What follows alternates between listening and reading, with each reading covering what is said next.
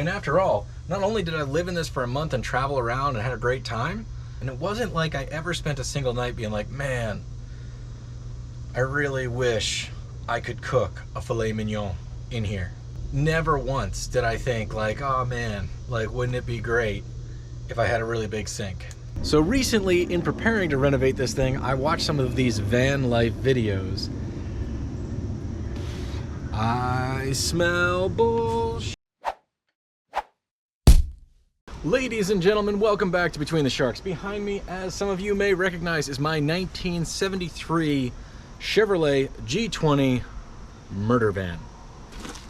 We just put a new motor in it, so we're about to do all of the other stuff. Some of it fun, some of it not fun, but before we do the renovations, I want to give you a tour of the condition of the van and how it is now, which is basically, essentially, pretty darn close to how it was when I bought it sight unseen in California and then drove it across the country, living in the back. It took me, I think I spent about 4 weeks on the road. So recently, in preparing to renovate this thing, I watched some of these van life videos. I smell bullshit. I truly believe all they're really doing is showing a luxury item and attractive people and not a lot of clothing. I think that's the clickbait, and that's what people watch. They're not showing anything about the real utility of the van. In fact, it seems like a race to the bottom. Like, how much money can you spend to take any living space you had and fill it with high dollar crap? That's not necessary, and that's not what I did.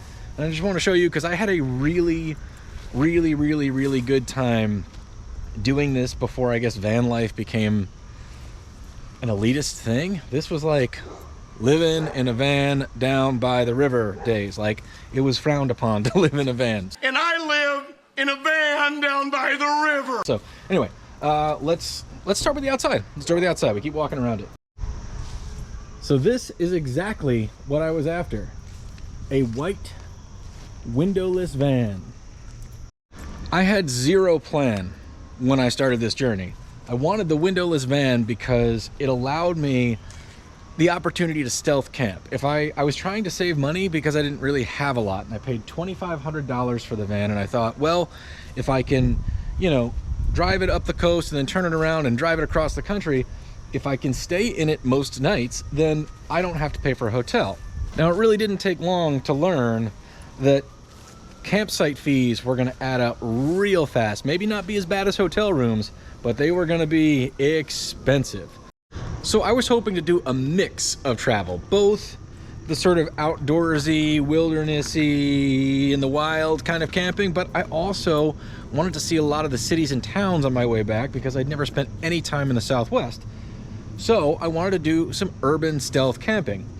A white van blends in just about anywhere. They're ubiquitous because they're fleet vehicles for every company on the planet. So this could be parked anywhere and nobody would ever really notice it. And if they did, on top of that, it's kind of scary looking. So they might be like, yeah, I don't want to approach this thing. And then on top of that, it was just junky enough that it didn't look like it held fancy tools or equipment or whatever. The vans popularized on YouTube at this point look like rolling targets. I mean, you can spot them. I see them driving around every now and again, and it clearly looks like a $100,000 vehicle stuffed full of thousands of dollars of expensive technology. It's like completely the opposite of what I was going for. I mean, I didn't want to scare anybody necessarily, but I was going to be living in the back of it, and I didn't want anybody fishing around. You know, it was my own safety and security that I was concerned about. And that meant traveling, hopefully, under the radar, not, you know, blending in. Now, I specifically wanted a Chevrolet because I have some experience with the small block Chevrolets. They may not be the great, well, no, I think they are the greatest motor on the planet, but what I'm saying is they may not be everybody's cup of tea as far as amenities and power and blah, blah, blah, blah, blah, blah, blah. But they're rocks and gravity reliable. Super consistent. Super consistent. This thing got me $2,500, bought it sight unseen, drove all the way back here. All I did was blow a tire. $2,500. And it worked. I spent plenty of nights in towns, even in New Orleans, where I parked on the street went out, listened to a bunch of music. When I was tired, I went back, got in the van, closed the door. No one knew I was there. Totally legal to park overnight. Wasn't screaming, hey, there's someone camping right here on the street. Enough of that. Let's take a look inside, shall we? One of the things that we're gonna need to fix here is this door. It drops down a lot. That hinge. So when you're trying to close the door and you're in the car, you gotta like lift it up. And this thing is heavy. Pretty bare bones. When I bought the thing, this divider was in here. I spent about 5 days in Los Angeles at a friend's place, kind of just going over stuff. The sunroof was not in. I did that after I got back. But this divider with these things in, and then my friend Steph, maybe these chili pepper curtains, so that I could black this out and make sure that either no sunlight got in, or if I was in the back reading at night, that no light was getting out, to indicate to anybody that I was in fact here in the van, just in case that would bring attention from anyone that I didn't want attention from, which was literally everybody. I had no radio for the drive back, and in fact I had no smartphone, so I did it all with maps, and I chose my route every morning. I kind of figured out where I was and picked where I wanted to go, and that was that. I had a little tablet where I could get on Wi-Fi and stuff at coffee shops to like look up places to go while I was there, like a miniature laptop type thing. I added some gauges because I wanted to make sure that the vehicle was operating all right, or it would give me a warning, because I didn't know if the factory gauges worked. And I'll tell you what, this van crossed Needles, California at 119 degrees.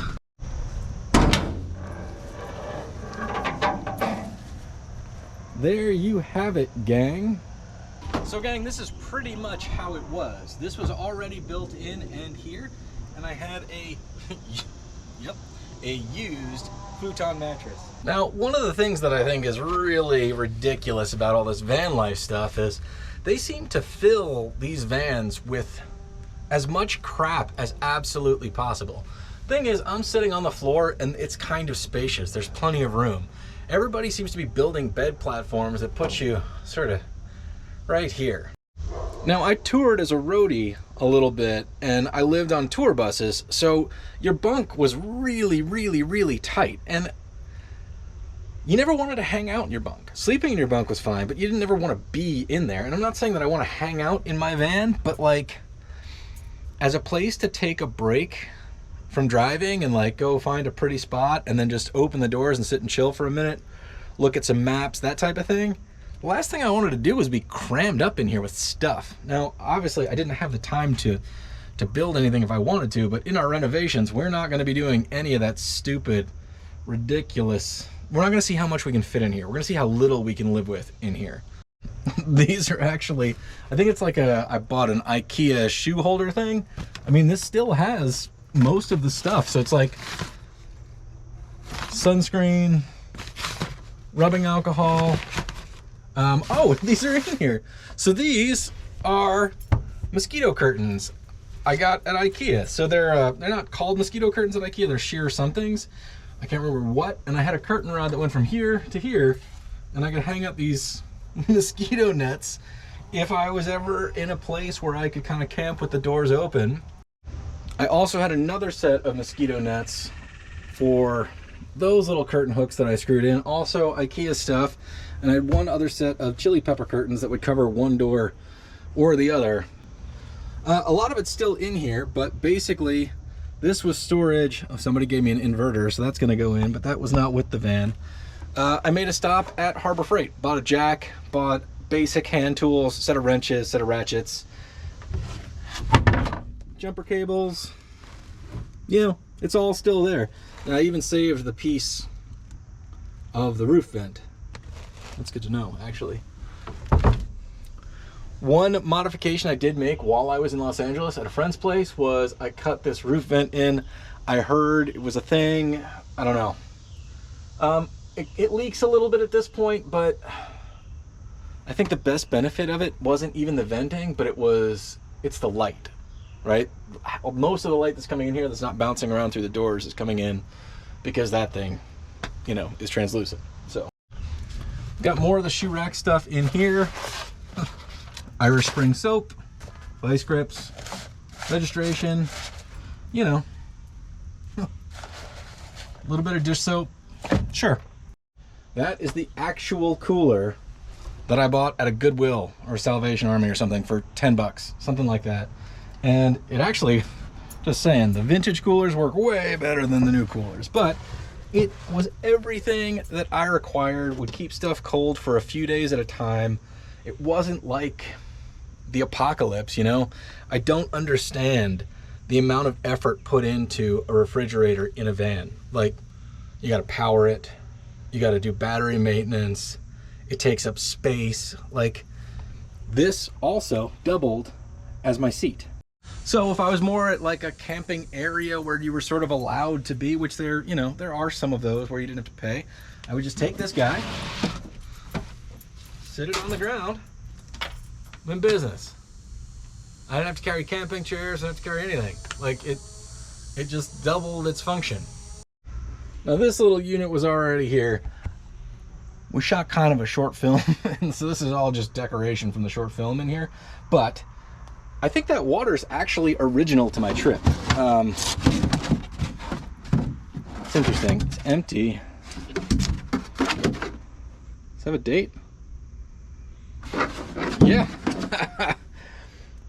5/13/15. I bought the van in June of 2015. So this, yes, this is original to the trip. So I kept spare waters in here, and then another thing that I think is a ridiculous waste of space, but is so bragged about in these stupid videos, is they build an entire sink unit, like kitchenette, and it takes up a ton of room. And the other way that they do it is they add a pump with a water tank to a sink, back down to a gray water tank. Guys, all you need is gravity, you know? Like, why would you have an electric pump that you need a battery for when gravity will do everything you need it to do? So gang, not only were these containers more than enough to refill drinking water bottles and whatever, you need to wash your hands, you just move it to the edge of the thing, and then you open it up and you can wash your hands or brush your teeth in the morning or whatever you need to do. You don't need a whole sink to accomplish this like 5-minute a day task, you know what I'm saying? Or fine, let's just say that you're urban camping and you're not legally supposed to be there. So you just put it on the thing and then you grab a bowl, open it up, toothbrush, water. When you're done, you're gonna climb out of the van anyway. Just pitch this. There's nothing in this water that is any worse than any chemistry that's falling out of this van on a regular basis. So why would anybody, instead of gravity, get a tank, pump water up, and then gray water out? You know, to refill that stuff, you're going to be paying for a campsite or something else. Like, the whole point was to be economical and efficient, I thought. Now, currently, there is no auxiliary power back here, and that is something I think people overdo a little bit, but it would be nice to have a little bit more lighting that's a bit dimmable or something. That's what these were, Harbor Freight solar lights. They actually did do a very mild glow. They're long dead, but something like that would be kind of nice. That's an upgrade we'll do. We're not gonna power a fridge, I'll tell you that much. But it'd be nice to be able to put like an inflator back here and, you know, fill some paddle boards or something. All stuff that we don't need an inverter and a marine battery to do. We just need a new cigarette lighter outlet wired to the back, which we're qualified to do, gang. We are indeed qualified to do that. Another thing that people do to try to clutter up these vans is basically try to build what looks like a full kitchen in here. Now this is something to think about. If you're about to travel or you're about to, like, you know, build a van to think about traveling or whatever, do you need a kitchen? Are you really gonna cook? Are you really going to buy raw ingredients, keep them somewhere cool so they don't spoil long enough to prepare a meal, clean all the dishes it's going to require to make the meal, cook the meal, and eat the meal? I'm not. There's two things here, fellas. Like, go camping first, for crying out loud. Even if you go car camping, how much cooking equipment are you going to bring? Like, if you're on the road, I like to cook, but even in my kitchen, it's a process, right? You got to have all the stuff stored. You got to make it all. You make a huge mess. You got to clean it all up. And doing dishes on limited water and in a tiny space, like, why would you? Now, if you're camping at a legit campsite, then cook over a fire. They probably have grills available. Why would you fill your van with that sort of razzmatazz? And number two, if you're traveling, gang, there's a lot of neat food on the way. Now, if you're truly proposing that you're gonna move into your van full time and live there, maybe, I don't know. I still wouldn't do it. I still wouldn't build a full freaking kitchen in here. However, for this van, what I do intend to do is find a way to make some coffee, because I absolutely love coffee. Traveling around, like, say, like a day trip at the lake, I would make an afternoon pot of coffee, and I'm a real snob about my coffee. When I say brown dog coffee, like when I say little brown dog coffee, I am serious. This is where the little brown dog coffee is made. No joke. We legit roast our own coffee here between the Sharks Garage. And that's the thing. As far as like things you need in a van to make a cup of coffee, hot water, coffee grounds, and a vessel. So if we have water and a way to heat it, like even a little camp stove, a cheap little camp stove that comes out with a can of butane anytime you want to make the coffee. But why would I dedicate permanent space to something that I'm not using every single day? So you got to think about your real intended use of the van. I mean, after all, not only did I live in this for a month and travel around and had a great time, none of the things that I did to it made it unusable for other stuff.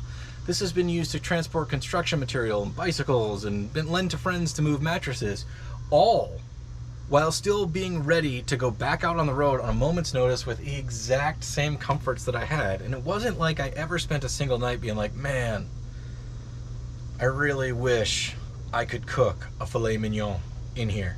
Never once did I think like, oh man, like, wouldn't it be great if I had a really big sink?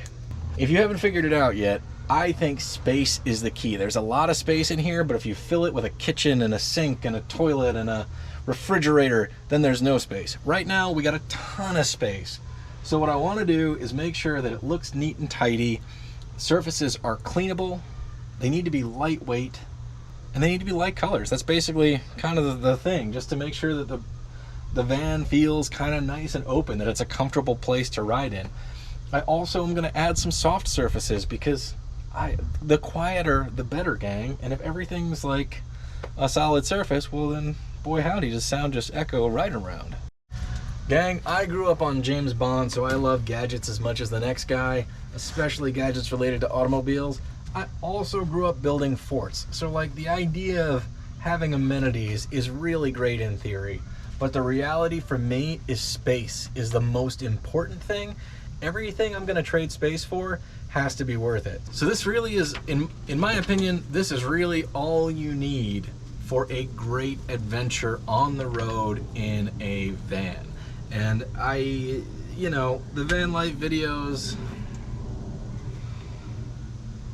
I guess they're there for entertainment, but I would rather spend another month in this van as opposed to any van I have seen that's $100,000 that has all of the stuff in it, because to me they all seem super cramped. It takes 3 steps to do anything, and they're really conspicuous. I would be constantly worried if I walked away from one of those things that somebody was going to break in or steal the whole thing, because it obviously looks like money. And second of all, sleeping in it, it's conspicuous. Obviously it looks like you and all of your stuff is inside, so not my cup of tea. This van is also still multi-purpose. It doesn't take a whole lot to go from where it is now to kit it out for a month-long road trip. Remember, you're on the road, and if there's a road, well, there's a store and civilization and things, so you can just buy the things that you need as you go. I travel very light, so my clothes would fit in a backpack, and we hit a laundromat every now and then. But in the meantime, if I want to load up some paddle boards and go to the lake, well, the van can do that just fine. And sitting by the lake for a day, there's some shade, you can open the doors, get your stuff in and out, have a seat, don't have to carry camping chairs, don't have to carry a bunch of stuff. It is what it is. You're here already. Thanks for watching, gang. Consider subscribing. We're going to be doing a ton of work on this van. I'm going to take you through step by step. In addition, I'm going to kind of give you all the practical reasons we're doing it this way instead of, well, you know, the van life way. We'll see you next time on Between the Sharks. Can I get that cool solar flare? No? There we go. There we go.